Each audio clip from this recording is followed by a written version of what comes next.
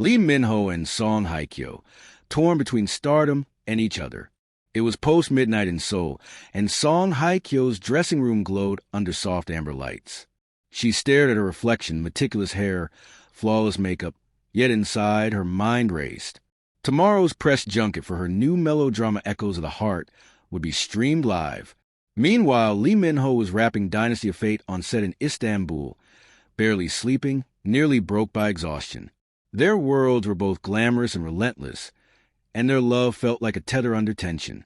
They had once been the dream couple, iconic leads, unmatched chemistry, fans swooning across continents, but time, schedules, and pressure had created cracks.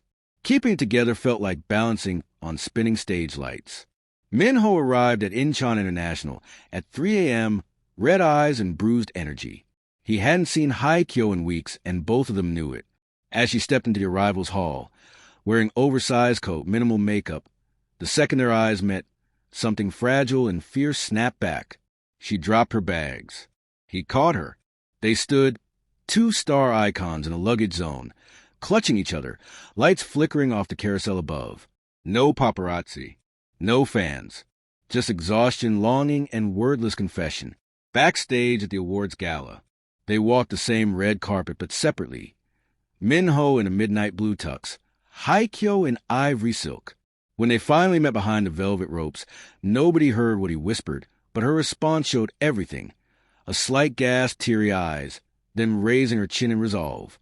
Moments later, cameras captured them in silence. Backs turned slightly to each other, hands barely brushing. The image went viral, not romantic, but real, conveying all the tension between love and circumstance. Min-ho's character must confess betrayal under a moonlit balcony.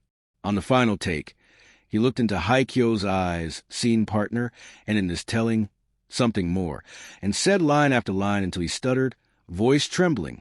Even when the camera rolled. Offset, Hye-kyo pulled him aside. Min-ho, she whispered, soft tremor, I don't need you to act harder. I need you to come home.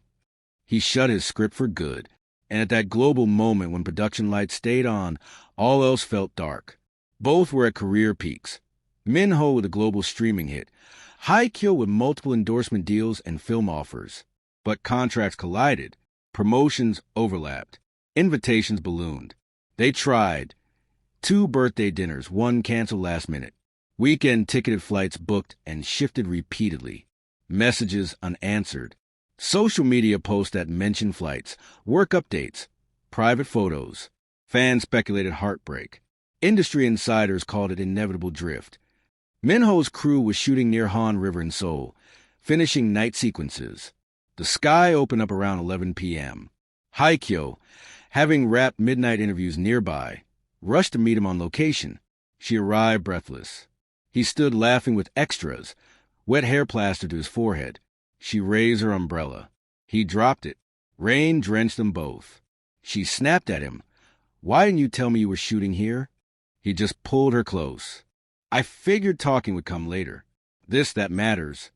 Silence, wet clothes, heartbeat sinking. They escaped the crew, the fans, the scripts. On a rooftop overlooking Seoul's neon heart, they swallowed whiskey and regret. Song whispered, I don't know if we can keep doing this. He looked at her, city lights reflected in his gaze. Then let's stop trying to keep up with everything else, he said. Let's start finding time instead. She leaned into his shoulder. The world beneath flickered, but it felt possible again.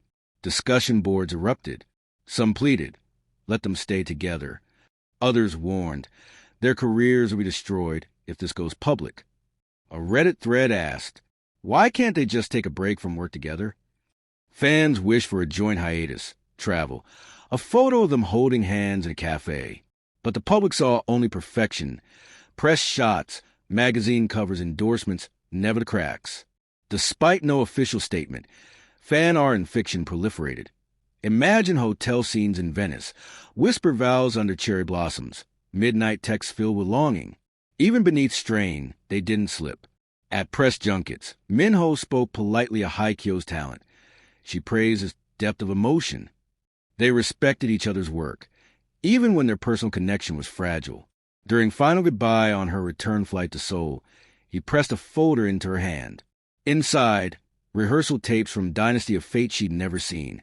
Him improvising scenes to make her laugh. His note, "Watch when you miss me."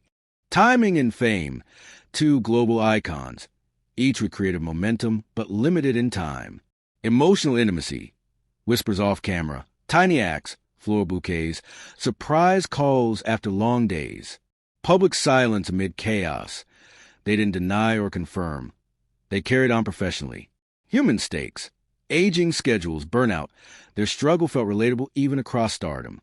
If they were in a drama, this would be mid-season climax. But in real life, the next act is unwritten. Rumors swirl. Will they film together again? Fans hope for a rom-com where she plays an architect and he a musician lost fame. Industry gossip, deals rumored, cameo suggestions floated. But the deeper question remains. Can they navigate fame without losing each other?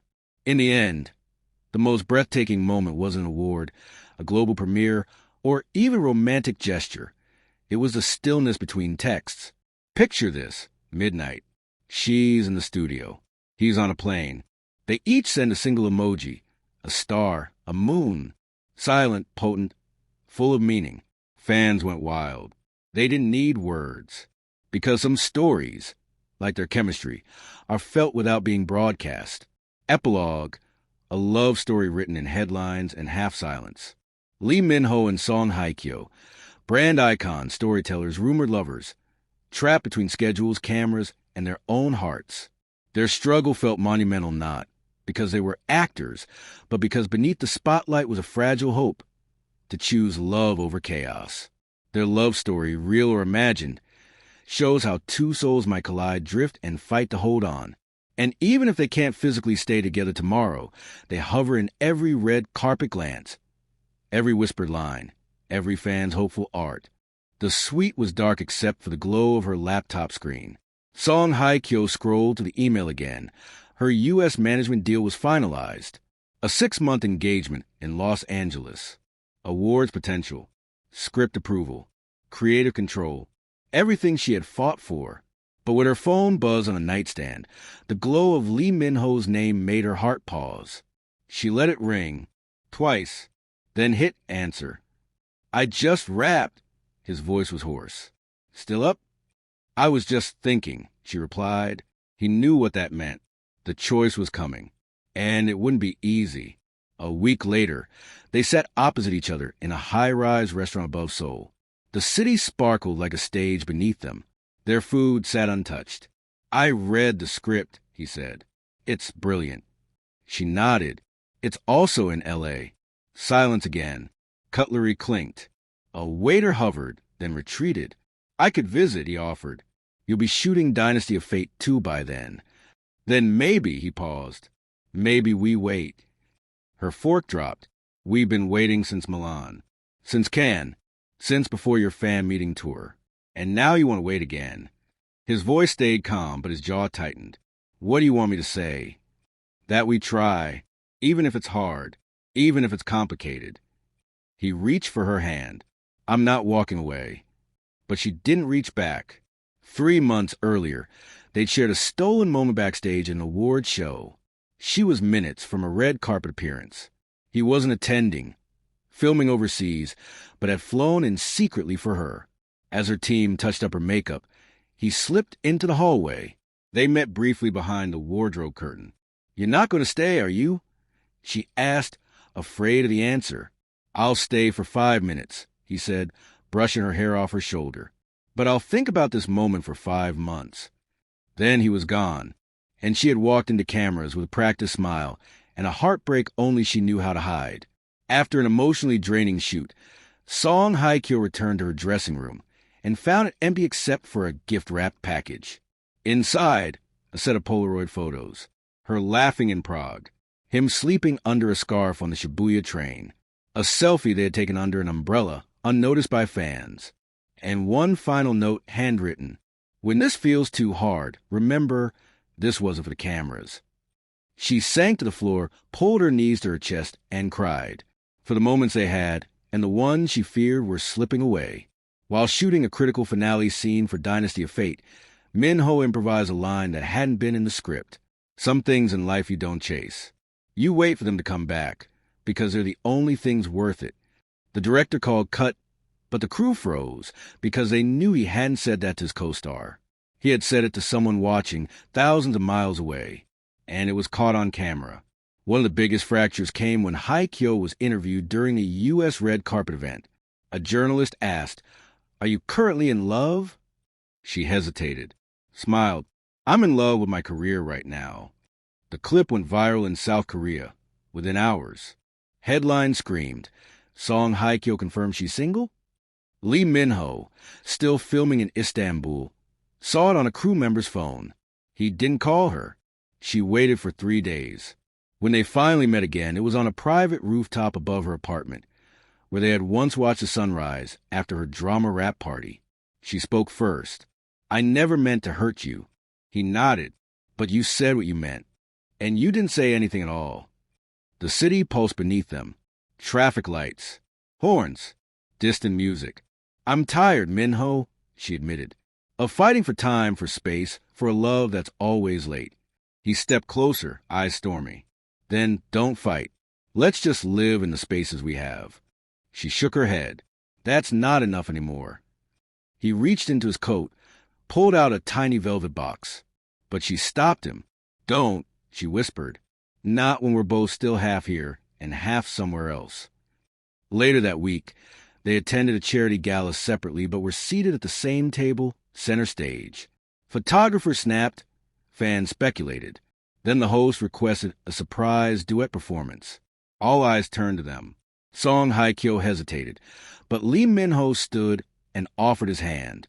Together, under glittering chandeliers, they performed a slow, haunting rendition of Breathe by Lee Hai. And when their fingers brushed mid-verse, hearts breaking, mics trembling, the entire room held its breath. The applause afterward was thunderous, but both of them knew it might have been the final act. Epilogue, Love on Pause. Weeks later, both stars were seen jetting off to different corners of the globe. Song Haikyo to Los Angeles. New projects, a Vogue cover shoot. Lee Min-ho to New Zealand. A solo travel documentary rumored. When asked about each other in separate interviews, their responses were nearly identical. "We have great respect for each other, and we're focusing on ourselves for now." Fans knew what that meant. Still, behind the PR filters, a few believe the story isn't over, because some love stories don't end with goodbyes. They end with an ellipsis, and the hope that one day, when the lights dim and the stage clears, they'll find each other again, far from the flashbulbs, far from the deadlines, and just close enough to begin again.